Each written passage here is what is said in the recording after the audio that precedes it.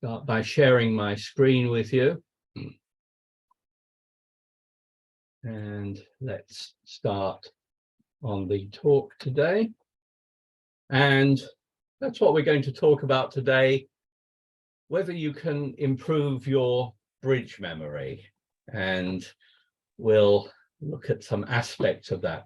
It's a topic I've thought about for quite a long time because, let me just check that everything is set up correctly. Yeah. It's a topic I've thought about for a long time because one of the questions I get asked quite often by new bridge players is, do I need a good memory to play bridge? And my answer is always no, that you don't need a good memory to play bridge, but that your bridge memory will improve as your bridge improves. As the cards start to mean more to you, your memory for them will improve. And obviously how memory works is a complicated subject, and I know there are like different ways that you remember things, but I think in bridge the main way that you remember things, like which cards have gone, which cards remain, how many cards remain, which high cards remain, is by association. And if you can put as much meaning as possible into every bid or in every card that's played, it will help you remember what's gone, what cards remain, and many other important things like that. So it's by putting sort of some association with a card that's played. It's similar in a way to, I'm sure we've all had the experience of someone tells you their name and 10 seconds later you've forgotten what it is. And it's sort of in your brain and out of your brain because it never really stuck there. And similarly, to try to remember in that kind of situation, you know, one thing you can do if someone tells you their name is John, you can think of another person you know who's John and associate them with it. And maybe that will be the kind of way you'll be able to remember that person's name. And similarly with bridge, by assigning meaning to each card, think what it shows, it will help you remember much better. I remember starting out as a beginner in bridge, and after the hands, you know, people would discuss them afterwards saying, oh, we made 4 spades and we doubled them in 5 clubs. And, you know, they're talking about some hand that was played during the evening. And I thought, how can they remember all this? But they remember it because they're thinking a lot more than a beginner is thinking about each hand, and they're putting a lot more meaning into it. And there was an example of this written by one of my favorite bridge authors, Dorothy Truscott. And this book, actually, Winning Declare a Play, is an excellent book. But she describes, I don't think it was in this book, but in another book, she describes an episode where she was playing in a bridge tournament and she took out her hand and she recognized the hand and she said, oh, I played this in another tournament a few weeks ago. And the organizer said, no, that's not possible. So she then told them what was going to be in her next hand, or every single card down to all the small cards as well.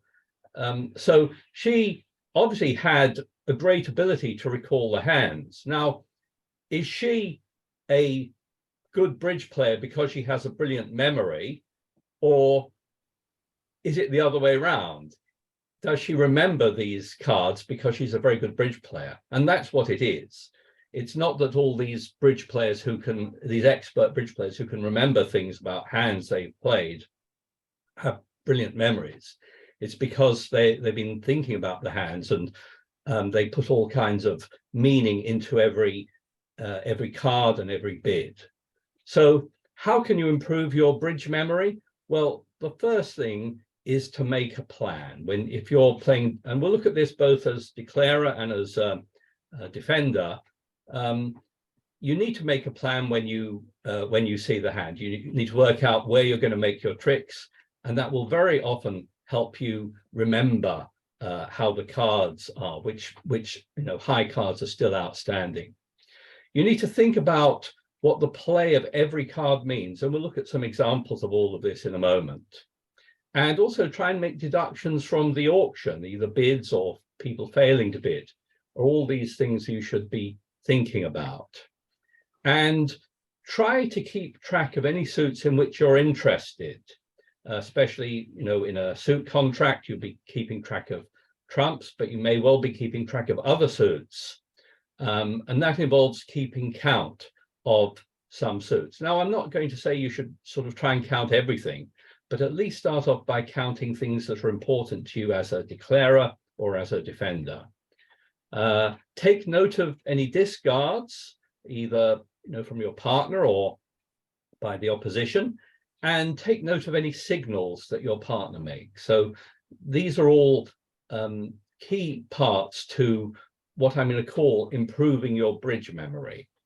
And beginners will very often be playing a hand, and they'll sort of suddenly not know whether they've got good cards in a particular suit, and they'll say something like, "Oh, I couldn't remember if all the clubs have gone. I couldn't remember if there were any high clubs out."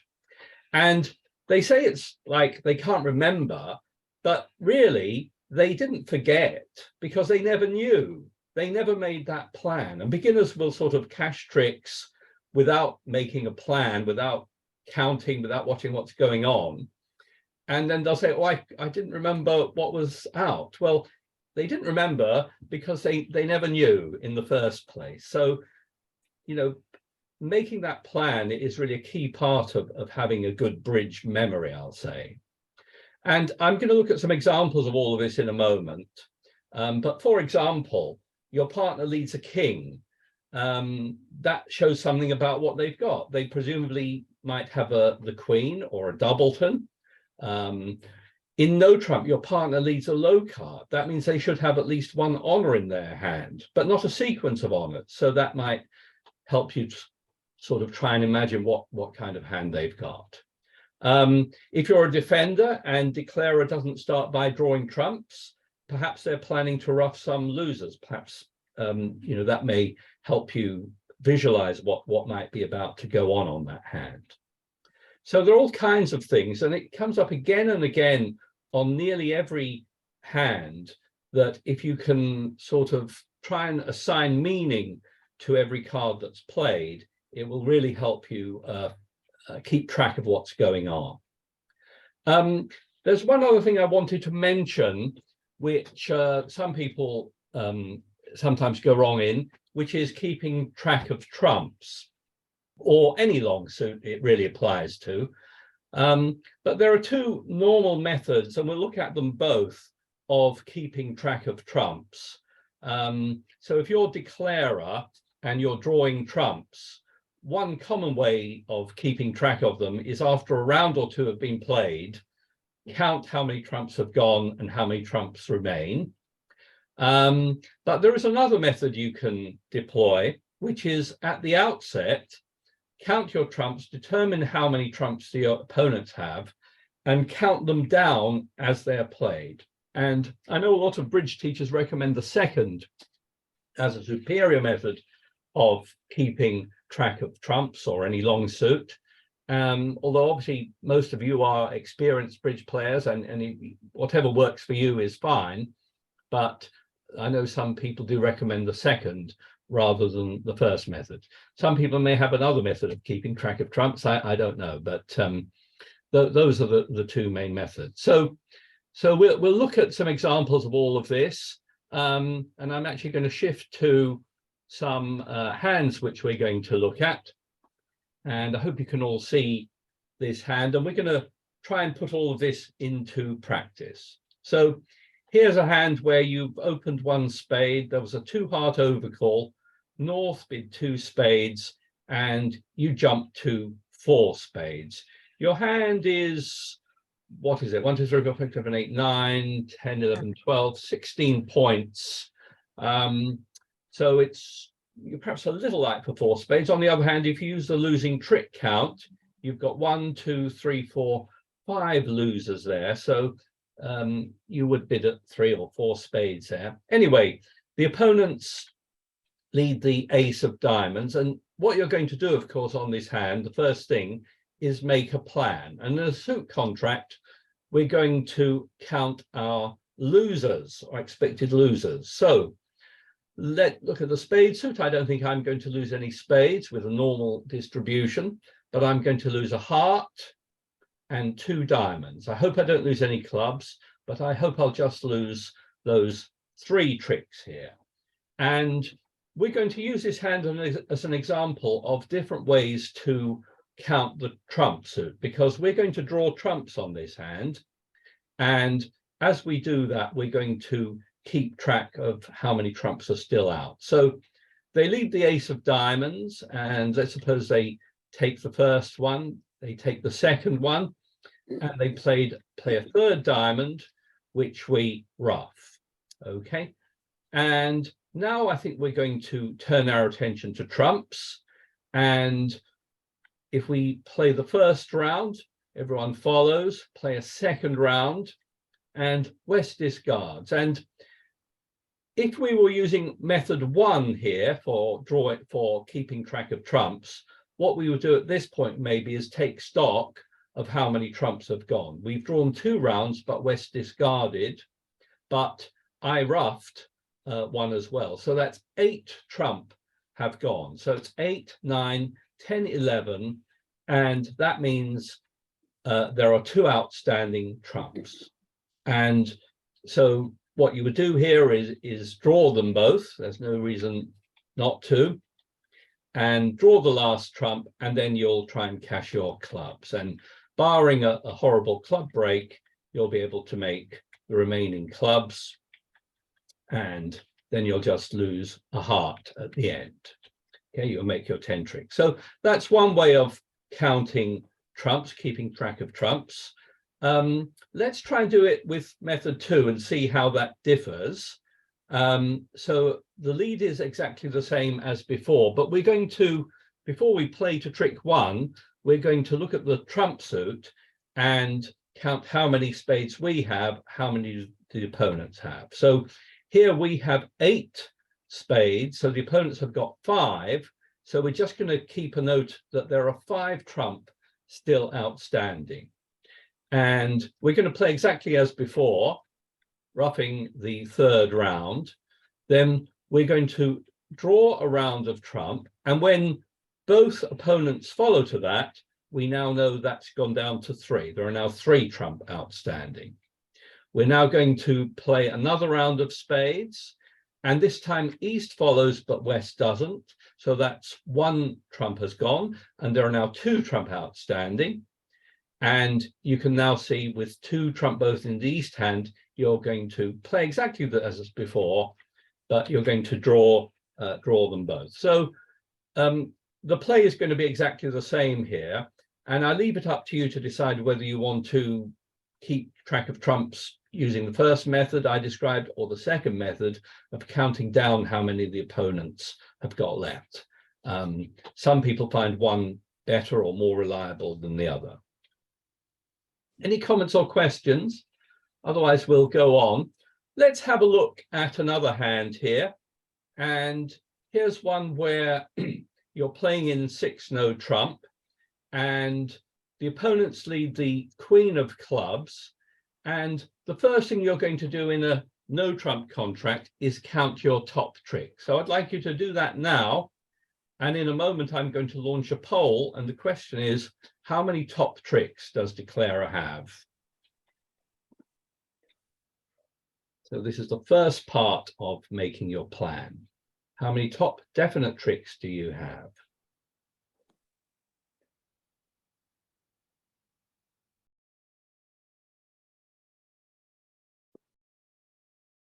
Okay, let's end the poll and share the results with you.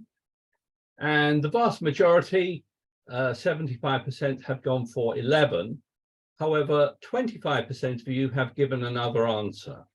And for you to make a plan, you do have to be able to count your top tricks. So let's go through them. We have 4 top tricks in spades, 2 top tricks in hearts, 3 top tricks in diamonds, and 2 top tricks in clubs. So we have 11 tricks. So 75% of you are correct, and I'm afraid 25% of you were wrong. So do interrupt me if you want to comment on that, but you start with 11 top tricks here. And you may already have some thoughts about where you're going to make your 12th trick from. But if this hand is being played by a relative beginner, this might be how they play it. They might start off, say, with the ace of clubs, then maybe take their spades. It's good to win in the shorthand with the ace and jack of spades. You can afford to overtake here. Take your 4 spades. And then they might turn their attention to diamonds, maybe cashing 3 rounds of diamonds. Okay.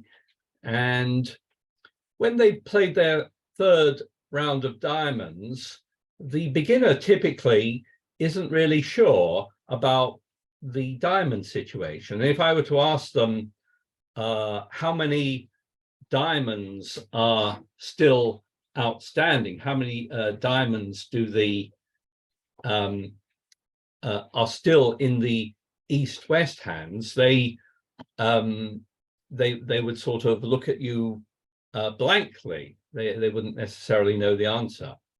But that's going to be the next poll question for you. How many diamonds are still outstanding in the east-west hand at this point?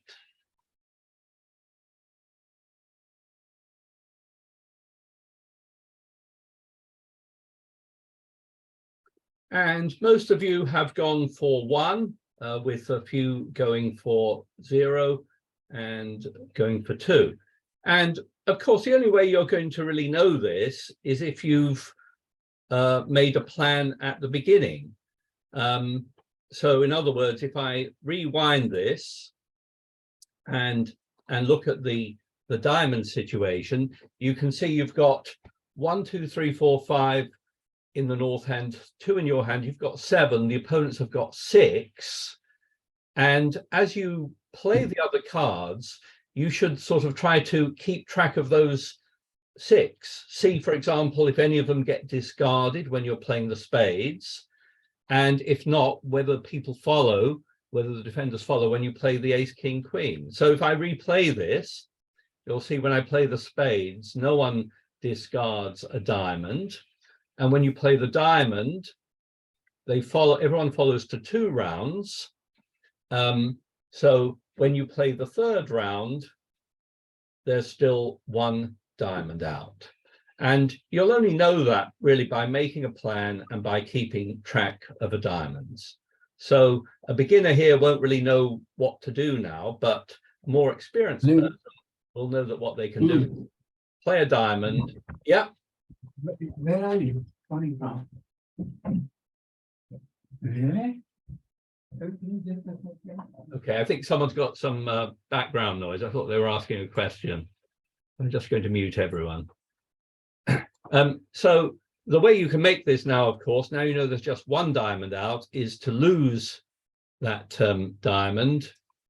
But when you regain the lead, you'll be able to take your hearts, and at the end, your 2 of diamonds is good. So it's all about deciding what you need to keep track of and deciding and sort of making that plan early on that you're going to go for the diamonds here, and you're going to watch as you play the other suits whether no one discards, and you'll know how many diamonds there are still out at the end. So do interrupt me if you have any comments or questions on that. Let's try another one. And here, East opened the diamond, you bid a spade, North bid 3 spades, and you raise it to 4 spades. And the opponents lead a diamond, and you need to stop to make a plan here. And let's look at the spade suit to start with. Well, we might lose a spade there, or we might not. We're hoping for, we've got 9 trumps, so if they were to divide 2-2, we might not lose any spades. In hearts, looking at my own hand, I've got 1 possible loser there, And although I can try the finesse, it's unlikely to succeed if you think back and try and remember the bidding, because East opened here, so they're much more likely to have most of the missing points. So it looks like we might lose a heart, 2 diamonds, no clubs, we hope, and maybe a spade. So let's think about this. Let's suppose they start off with winning the jack and playing another diamond. And let's suppose East switches to a spade. So we're going to remember there are 4 trump outstanding. So we'll win that first one. Let's suppose we play another round and West discards. So there's 1 trump still out and East has it.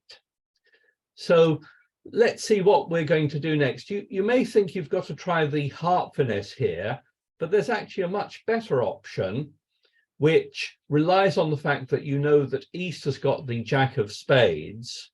And what you're going to do is you're going to throw in East on this hand rather than trying the heart finesse.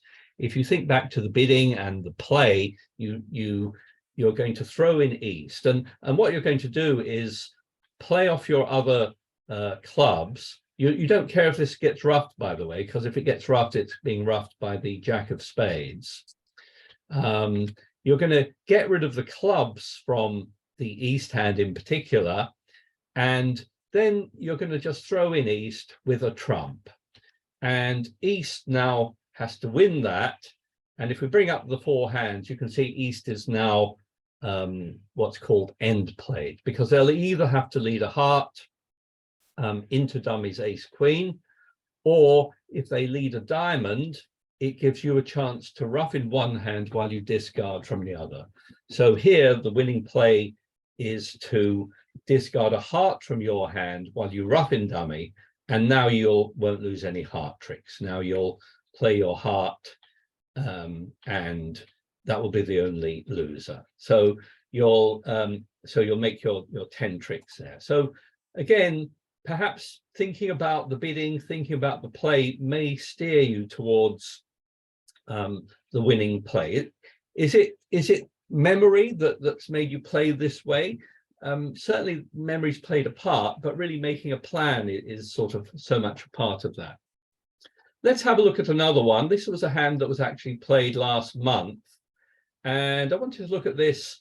It was played in 1 no trump by East doubled on 4 occasions, and one person managed to defeat it by 4 tricks. Others went down 1 trick, and one person made it. So I wanted to have a look at this as a way of sort of trying to make deductions from the play. So you can see everyone who played it in 1 no trump, doubled by East, takes the lead of the 8 of clubs. So let's have a look at it being played this time. And South, as I said, led the 8 of clubs, and down comes dummy. And you should sort of think about it at this point. South, you've got a very nice hand. I think you've got something like 19 points. And you can see 1, 2, 3, 4 points in dummy.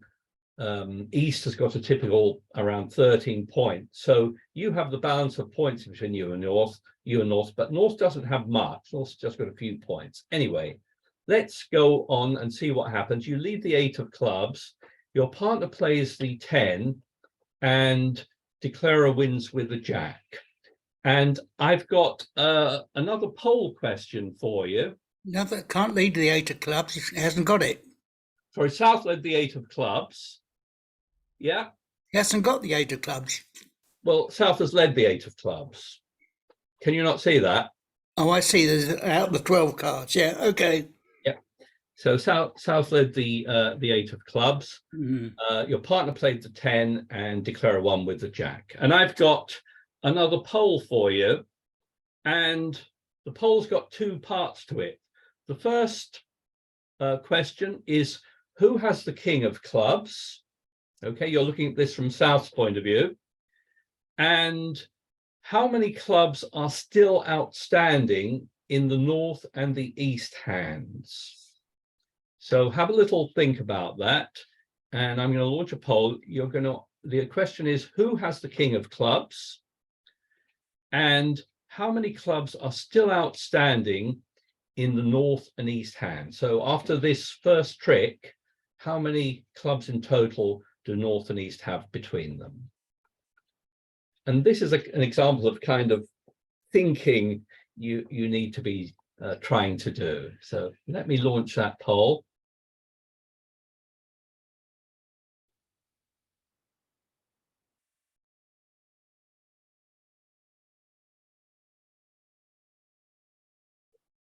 Okay, let me share the results with you.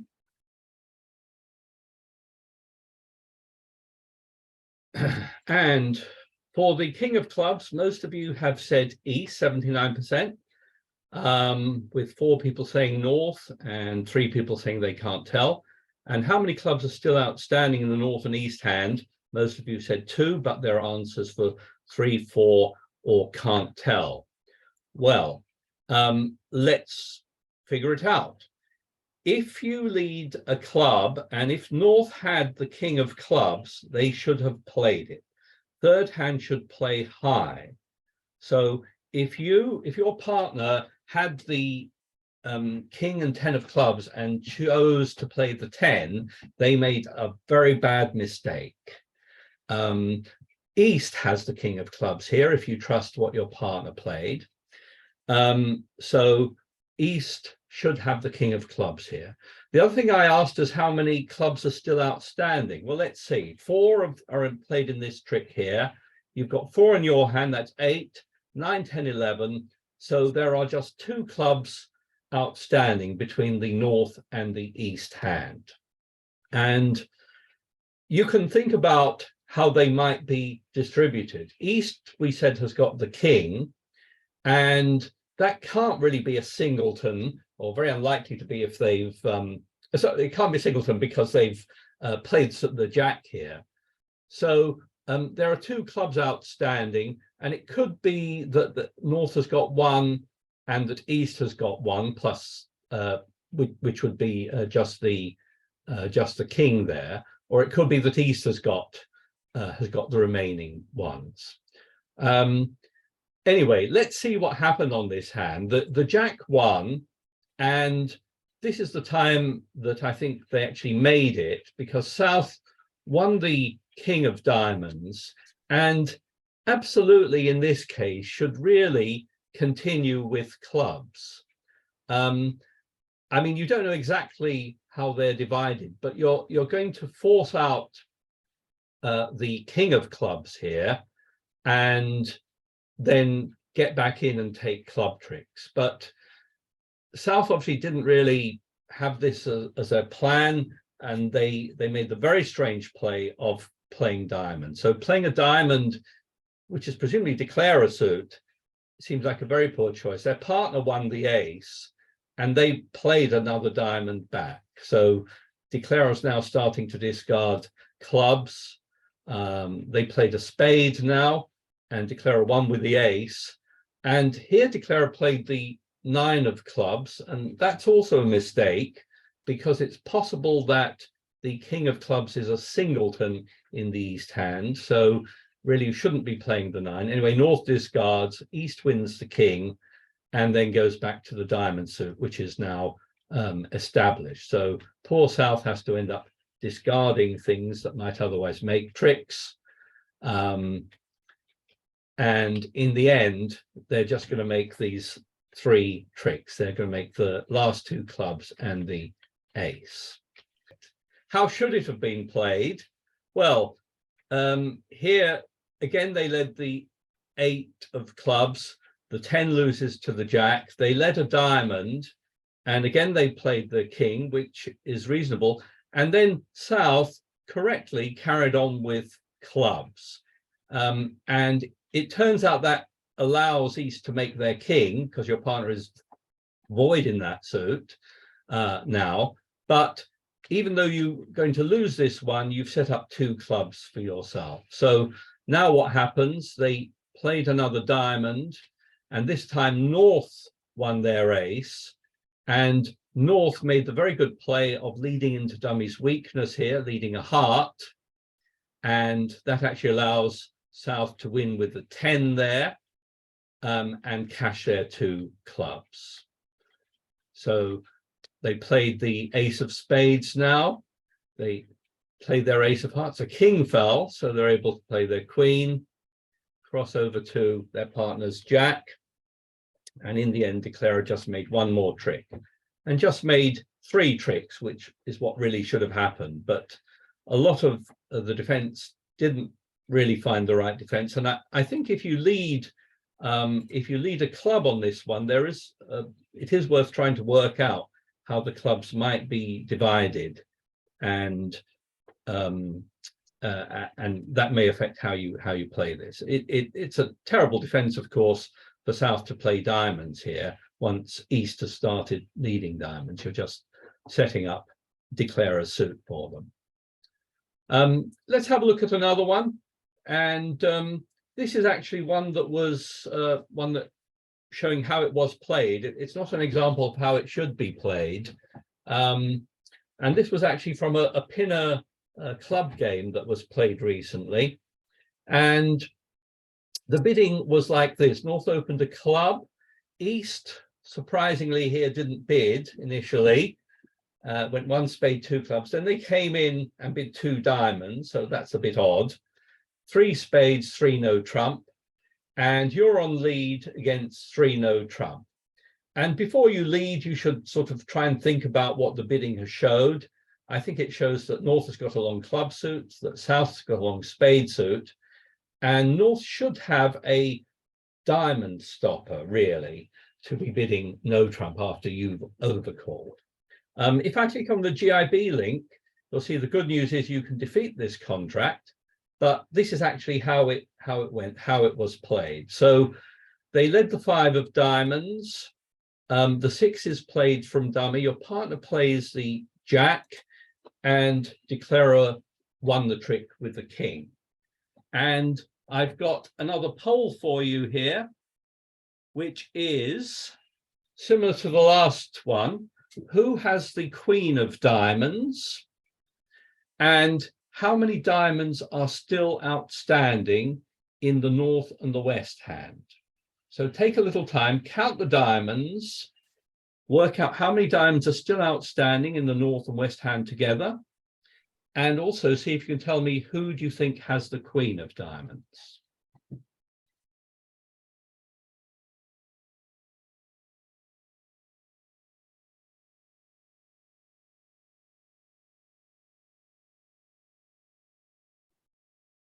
Okay, let me end the poll there, and I'll share the results with you. And most of you have said west. Only 3% said can't tell. 1 person said can't tell. 5 said north. And how many diamonds are still in the north and west hand altogether? That's a simple matter of arithmetic, and most of you went for 3. So let's shift back to it. First of all, let's deal with the first part. Who has the queen of diamonds? Well, there are 2 possibilities here. One is that your partner had it. They had the jack and the queen. They played 3rd hand as high as necessary, and that declarer won with the king. The other possibility is that declarer had it, that declarer had the king and the queen, and when your partner played the jack, they played the king. They're under no obligation to play the queen if we have it. So the answer to the first part of the question is you cannot tell. It could be that West has it, or it could be that North has it. Okay, so I'm afraid only 1 person got that right. You can't tell who's got it at this point. And then the second part is you've got 5 diamonds remaining in your hand, 5, 6, 7, 8, 9, 10. So there are 3 diamonds outstanding. There are 3 diamonds between the west and the north hand, including the queen. Someone's got the queen. Okay, so I'm going to replay this how it actually went on the... Tony, yeah. Sorry, but on your poll when it came up, I thought there were 3 diamonds left, but Yeah. I couldn't see how to put in 3 because it just came up with 2. Okay, so sometimes you need to scroll down, so I'm afraid, sorry about that. Oh, Yeah, Oh, sorry. okay. So you need to scroll down or go to the Oh, okay. Thank you. sorry if it was not visible for you, but I'm Thank sure you'd you. have got it right otherwise. Okay, so let's see. I'm going to replay this how it was actually replayed. Does anyone have any comments about that, in particular about who has the Queen of Diamonds, which almost no one got right? Okay, so Sorry, Tony. I thought North had the queen because he went to 3 no trumps. So he can't just have a singleton diamond to go 3 no trumps. I don't think he's got a singleton diamond, but he's only got one stopper. Yeah, just one stopper, which could fall under an ace. Well, I don't think I don't think it has to be a singleton, but it's a stopper. I mean, it's the king. It could be the king queen and another card, or it could be the Yeah. king and another card, or the king and 2 other cards. We don't really know. Okay, but Tony, are there 4 diamonds missing? no, there are 3. So Okay. we've got 1, 2, 3, 4, 5, 6, 7, 8, 9, 10. Oh, sorry. Apology. So there are 3 outstanding, including the queen. Someone's got the queen. And Lalta, yes, I mean, you could be right that, you know, you wouldn't want to bid 3 no trump with just One stopper. stopper. But, Yeah. you know, If it's an ace, I'll be happy. But with singleton king, I don't think it doesn't have to be a singleton, but it could be the king and 1 or 2 other diamonds. Anyway, I'd like you to keep track of what's going on now, because there's going to be one final question in a moment. So this is what happened. Declara won the king of diamonds and played the king of clubs. They won that one. Then they cashed the ace of spades. And then they cashed the king of spades. And my final poll for you now is how many diamonds are still outstanding in the north and the west hand. So let me launch that last poll. Oh, God. Were you watching?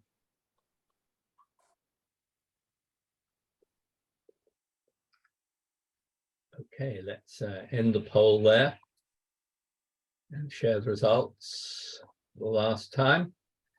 And most of you have gone for 46%, but a lot said 2, 3, 0, and can't tell also got some votes. Well, the answer is that there's 1 diamond out now, because North discarded twice on the ace and king of spades. And if you were following that, you will now know the diamond situation, that there's just 1 diamond outstanding, and either North has it or West has it, but it doesn't really matter who has it because there's just 1. And if you sort of worked all that out, you would now know that as soon as you get in, you'll be able to run your diamond suit. Sadly, what happened on this hand was that this East player did not figure this out, did not think about counting the diamonds, and was not aware of the diamond situation. So when the clubs are played, she started throwing away her diamonds. North led the queen of hearts here. Again, East should have gone up with the ace here, but didn't. Let her win the queen. They then took another club, again, throwing away your diamonds, sadly. And finally, East got in with the ace of hearts and was able to cash the 3 diamonds. Yes, it was your partner who had the queen of diamonds. It didn't matter. And you're able to take your diamonds at the end. But in the end, you play your hearts because you've thrown away all your good diamonds, and Declara managed to make 3 no trump when they shouldn't have made it at all. This was the actual hand. And it was all about keeping track of the diamonds, I think, keeping track, realizing that once North has thrown away 2 diamonds, that your diamonds are all good. So it's an example of sort of remembering the cards, but being aware of having, you know, trying to remember the suit. So, you know, if you don't sort of think about the cards, you won't remember them. But you know, really, I could have used almost any hands as examples of this, of people either not remembering, not making a plan, or not being sure whether their winners were high there. Okay. So that was all I wanted to talk about this evening. Does anyone have any questions on any of that? I have, Tony. Yes, Morris. I can't remember the board, but I think it had board number 4 in the top left corner, and the contract was against Ace Queen X of hearts on the table in North. Oh, yes. Could you put that one up? This That's one, I it. think. Yeah. What do you think of a backward finesse here?